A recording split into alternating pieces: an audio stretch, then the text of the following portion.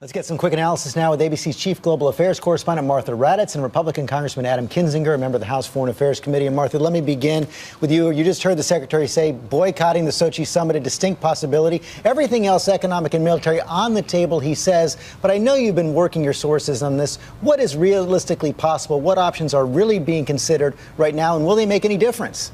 It's very clear the options are limited, George. You don't want to provoke Putin, but you do want to be strong. You know, we imagine Putin as this hammer-handed old bear, but Russians are very good at chess. He knew the reaction of the world, and he took that risk. Major Russian interests are there in Crimea, including those military bases.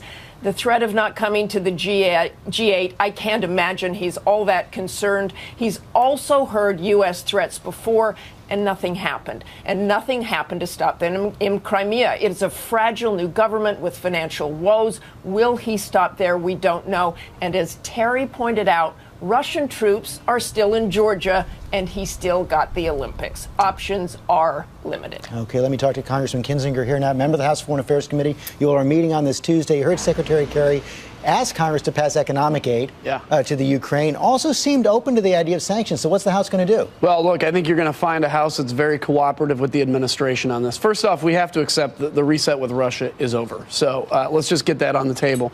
And now it's time to respond with strength. I think it's important to talk about economic sanctions. It's important to talk about aid to the Ukrainian people, to get on the record, have Congress on the record supporting the inclusion of Georgia into NATO. So talk about the fact, look, Russia, if you want to threaten your neighbors, including the Ukraine, we're going to go ahead and talk about the expansion of NATO, which is obviously something very important to the Russians. So I think it's important for Congress, and I think you'll see this, to stand very strong with the president and saying, look, we may not be able to respond militarily, but we're going to make it clear that Russia is a pariah state, and not just for the next year, but for the next decade or two going forward. There's going to be huge costs. That's likely to begin this week. Okay, Congressman, stick with us right now.